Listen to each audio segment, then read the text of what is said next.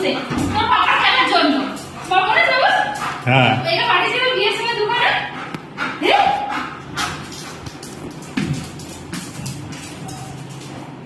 সুন্দর একটা জিনিস পাঠিয়েছে ঠাম্মা। ব্যাস নিয়ে চলে গেল।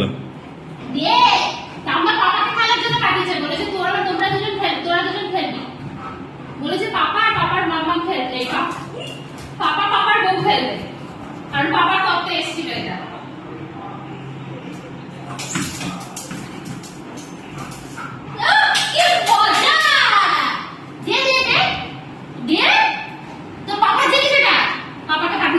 শ্বশুর বাড়ি থেকে আস্তে আস্তে তো বাবার কাছে শ্বশুর বাড়ি থেকে তত্ত্ব দুখানা দাও।